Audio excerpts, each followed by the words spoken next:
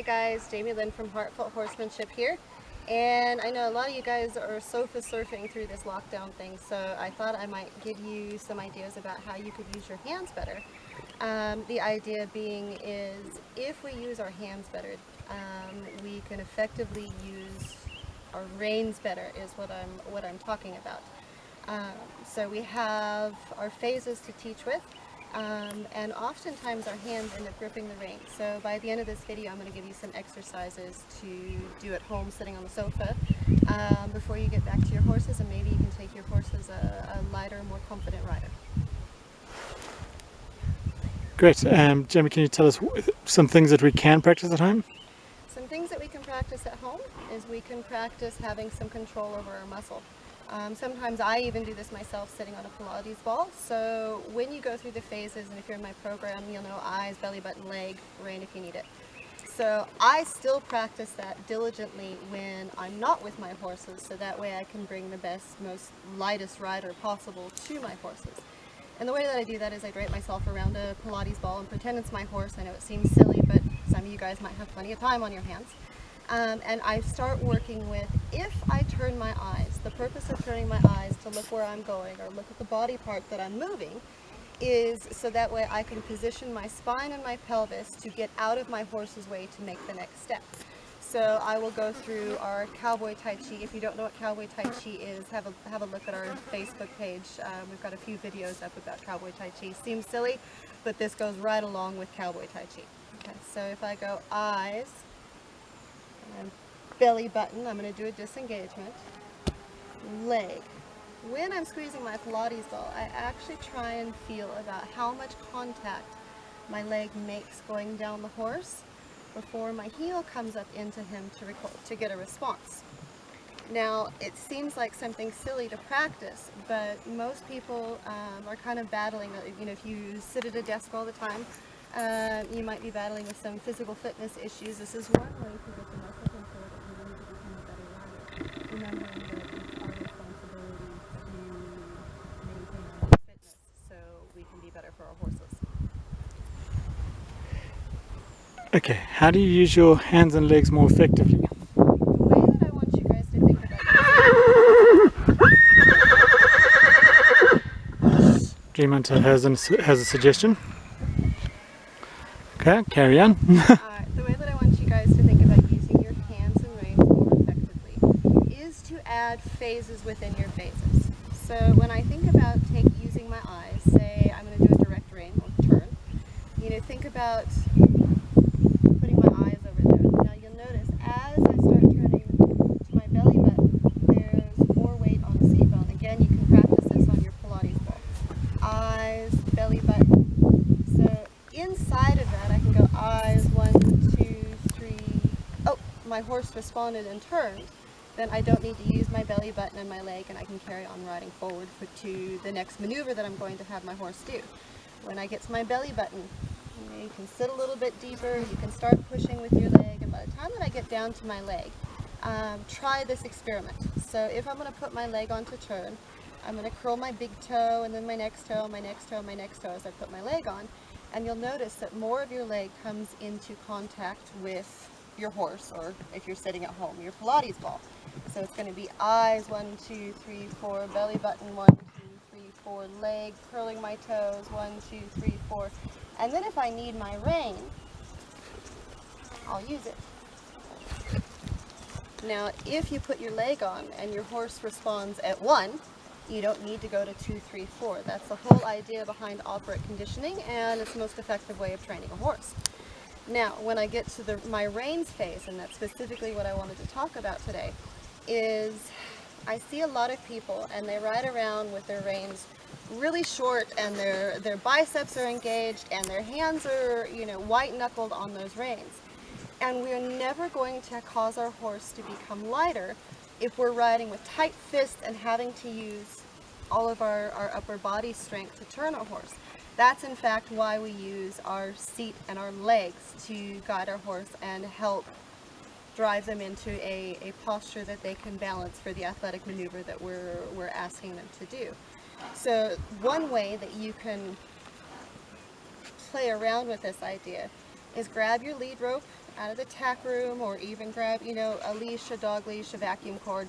I don't care. Just something that you can pretend are reins. Now you're sitting on your horse and your eyes, belly button, leg. Oh, I need my rein. Now instead of gripping my rein and yanking my horse's head over here, you can see Monkey sort of resisted there. I'm going to see if I can offer some phases to my horse in using my rein. So if I want to turn my horse and I have to use my rein, meaning that my eyes, my belly button, and leg weren't as effective, I'm going to lift my rein out. I'm going to have 4 fingers, so phase 1, 2, 3, 4. And as soon as my horse responds, I'm going to drop my rein. So you can just play around on the sofa or on your Pilates ball and just practice, get some muscle memory going, practicing maneuvering your reins and using fingers 1, 2, 3, 4. And then after your horse gets really good at that, then you're going to have more phases in your fingers. So you have a little bend here at a knuckle, another bend, and then so on down your fingers.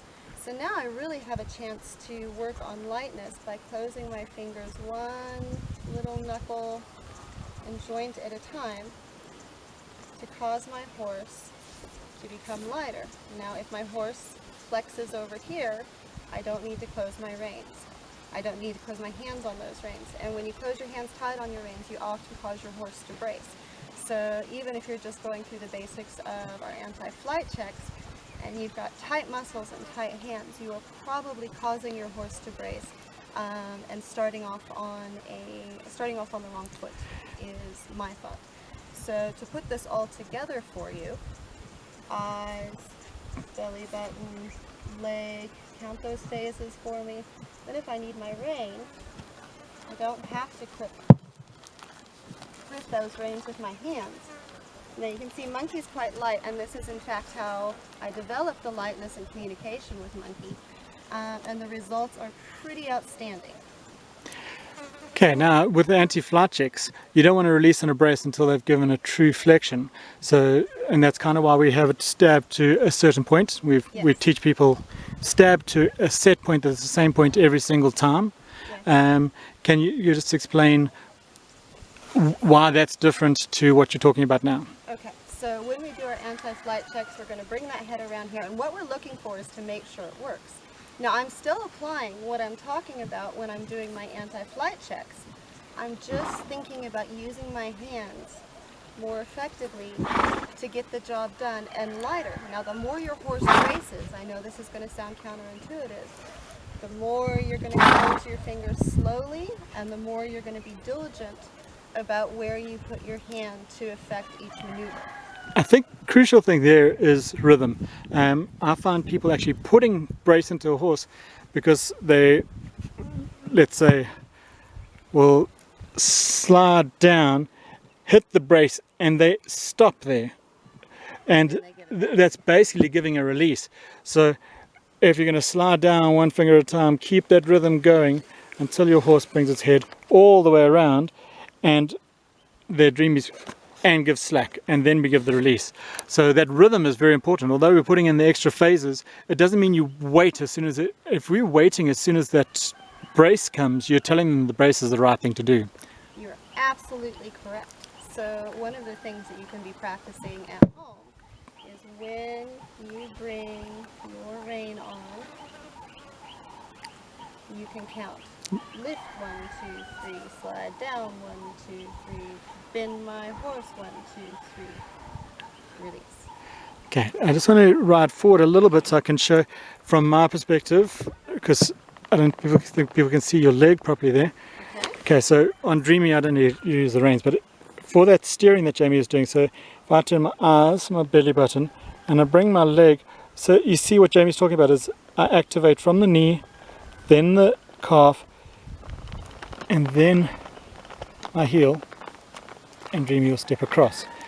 Okay, and the same for the hindquarter disengagement.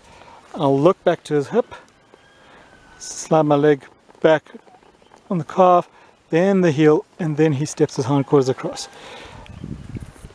And that builds a lightness that you eventually don't need your reins for that. Your reins then become just something for shape. Or when you're doing a combination exercise like sideways, then you need your inside rein and outside rein to explain to the horse not go forward, only sideways, and your leg directs him. Okay, can you tell us a little bit about the horse you're on? This is the love of my life, Hunter's Dream Star, affectionately known as Monkey because he has the personality of a monkey. Monkey is the most athletic horse I have ever owned. He understands how to flex and use his body, and he lives to flex and use his body. That's what our reins are for. So I chose my best partner here to show you what is possible just when you're mindful of your hands. Now you might notice Monkey has kind of a bum eye going over here. Monkey's been battling squamous cell carcinoma in the eye. So he still sees fairly well out of that eye. We have taken a tumor out, and unfortunately the tumor is growing back. So Monkey's going to be here just to help me do videos and teach you guys, because I can't show you a lighter horse of mine outside of Monkey. And you're not going to retire him? Right now, I think that he has every potential to carry on. He can help me teach. His whole purpose in life really is God gave him to me to make me happy. And this horse makes me happy every single time I'm with him, and is the definition of true love. So Monkey, as long as he is fit and happy and well, we're going to carry on doing what we're doing. Maybe through the grace of God, the homeopathic stuff will work where the chemotherapy and the tumor removal didn't. But overall, Monkey's happy until he's not, and he's with me until he can't go anymore. So yeah, if he was in pain, you'd make the tough decision. If he was in pain, I'd make the tough decision. But for now, I want to talk about what we're going to do with our reins, and a thought about why I want you guys to practice with your reins. I want to remind you guys that Heartfelt is not the bitless people, though we do promote bitless riding. Gareth has a very firm stance against using bits. Me, I have a very firm stance for using bits when the situation calls for it. That being said, Monkey came to me. He came out of the horse box, and I saw his gorgeous bum. Look at this thing. Sorry, Monkey.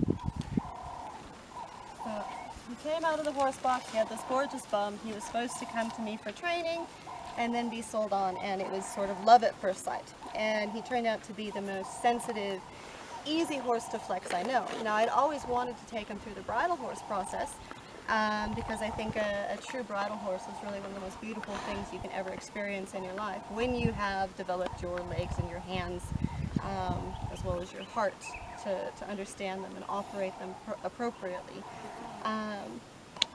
But Monkey has been able to do everything I can do with a horse in a bit, in a bozole, and I've never put a bit in his mouth, and I've sort of used him as an experiment to see how much sensitivity one can develop without having to use a bit. Now, we want to remember that a bit and reins are to help a horse create a shape and posture. People get very confused and they hold their reins tight and they use their reins tightly because they're using them for control. My control starts out with my communication. My control comes through Monkey in our relationship, as well as my leadership. So I don't need to pull on his face to get things done, and I'm never in danger because my horse will always stop off of my seat. My horse will give me a nice light one rein stop, and I don't really need to go to a bit to do that. But if you're still going to ride in a bit, this is one exercise that you can really master to stop yourself from pulling on your reins, because no horse in the history of man has ever been helped by someone pulling on reins. And this is going to help you be lighter on your horse's mouth when you can be light in your horse's mouth or on their nose. We aren't inflicting pain, and when we're not inflicting pain, we really open up the door for relaxation, release of anxiety, and true communication. So, I want to show you guys what that looks like on a horse who is developed enough to carry a bridle. Your hands will work the same way as you do the bridle, and I'm going to go through my anti-flight checks The way that I want you to practice them and imagine them while you're sitting on your Pilates ball or sofa at home. And hopefully this will help you guys come back better riders. So I'm going to go through my one rein stop. So I'm going to lift 1, 2, 3, 4, slide down 1, 2, 3, 4, close my fingers 1, 2, 3, 4, anchor to my thigh always. I'm going to go through my indirect rein, or my hindquarter disengagement. I'm going to go eyes 1, 2, 3, 4, belly button 1, 2, 3, 4. See on my ribs bend? Leg 1, 2, 3, 4, pulling my toes. And if my horse doesn't go, I'll bring my belly button. So for anti-flight check, you would still go to your rein just so you practice Anti-flight check, for muscle memory. I go to my rein to make sure it works. You can fix so many troubles in your horse if they're having a bad day, or if you ride the day before, kind of lift something as a by going through anti-flight checks, you will know what you need to work on, what needs to be fixed before you carry on with your ride for whatever you're going to do. By going through anti-flight checks and making sure that we hit those anchor points, making sure that our legs are touching in the right spot, that's a great chance to check out what we want to do. Okay, so, now with the backup, we pick up on 2 reins. So how much contact is too much contact? Okay, so with the backup, we're going to pick up on 2 reins here. Now, watch Monkey. Monkey has the biggest attitude, put it that way. Okay, so Monkey responded there. That was with just flexing this joint in my hand. Now, what often happens is people do this and they pull on their horse's nose. Now you can see Goes beyond the vertical. Racing against me. So sorry, my man. Very sorry. You can see him bracing against me. Now, if you pick up on your rein and your horse's back becomes stiff, even if it's up, your horse's back becomes stiff. You feel the neck pressure, and all of a sudden that vertical flexion can't lead to lateral flexion. You have way too much pressure on your reins, and you need to learn to lighten up. This is exactly what this exercise is going to do for you. So with my backup, I lift my reins and I slide down, and I ask for vertical flexion, so that way my horse can back up more efficiently without me having to pull hard on my reins. I use my reins to create a shape there. It was my back and my body making a shift, and then my legs driving that reinforce that back. My reins are there to make a shape, and that's exactly how I'll carry it forward on contact. But the pressure that I'm using, if you have your hands holding your reins and you're getting cramps in the palm of your hands, you're using too much rein. That's entirely too much pressure. So by thinking about how you're going to add those phases now, when you get on your horse and I walk around and I'll play with ropes and I will practice how light my hands can be to hold those reins, because your reins should weigh almost nothing in your hands, even when your horse is in deep flexion. Okay, so just on that, so we're talking about the flexion thing. I think some people may get a little confused. You went to your reins first there. With our anti-flight checks, we go to legs first. Now, can you just talk a little bit about how we should be able to back our horse with just reins or just legs, and how we get both? Okay, so the reason why you see me do 2 different things, let me explain that when we're doing our anti-flight checks, I want my legs to work, and if my legs don't work, then I'll use my reins. Now, as your horse develops and you start going, okay, maybe I'm going to start carrying soft feel for a stride or 2, we need to actually be able to pick up on that soft feel. And the backup is a great way to isolate that. Now, I want to make sure that my reins work just as effectively as my reins, or as my legs, so that way my horse has 2 ways of backing up. And both ways are very important. You might be in a situation where you want just this to work, and you might be in a situation where you need this to work because you need your legs to do a different maneuver with the backup. A great example is this L shape. in a trail pattern, and trail patterns are designed to reflect real life situations. So if you had to ride into that L shape and back in an L, you need both the communication, so I could, without using my rein, I can get Jimmy to back up, and then I could use my reins to steer the direction that I want to go in. Now, let's say in cowboy dressage, you want to do a back up in a circle. There you use your reins for the backwards, and you use your legs to steer. So you want them to be, you need your horse to be able to back up off just your legs without using your reins, so then your reins can offer the steering, or just off your reins, then you can use your legs for steering depending on what you're looking for. That's exactly it. Two more things I want to talk about, and that is our direct rein, and using our reins individually. So though my legs or my reins are connected, I've got a right rein and I've got a left rein. That's about as light as it needs to be. So when I am riding in a snaffle, when I'm riding in a halter, when I'm riding in a bozal, when I'm riding with in a bit with a jointed mouthpiece, you don't typically train with one hand, okay? There's always a right direct rein, a right indirect rein. There's always a left rein and a left indirect rein. If you're at home practicing this, you can practice using your legs, your eyes, your belly button, and your legs by pushing that Pilates ball around. And just imagine that your hands are like flimsy pieces of wire. Whoops! Your hands are flimsy pieces of wire, and really practice not gripping on your reins more. Now, if you're going, but my horse is going to pull through my hands, then you need to have more control through your anti-flight checks, your indirect rein, your direct rein, and your backup, so that way your horse really understands your seat. Keep tapping at it. If you guys need help with this, we do have a correspondence course, as well as are doing video coaching. Drop us an email at heartfeltkzn@gmail.com. We're happy to help. If you guys have questions, let us know. And if you like what we're showing you today, please like and share our video channel. We need subscribers. The more subscribers we get, the more we can continue doing free videos for you guys like this. Thanks so much and have a great day.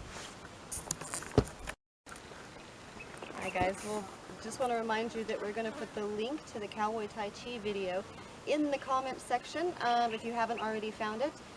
Take a look there or give us an email and we'll happily send you the link from there.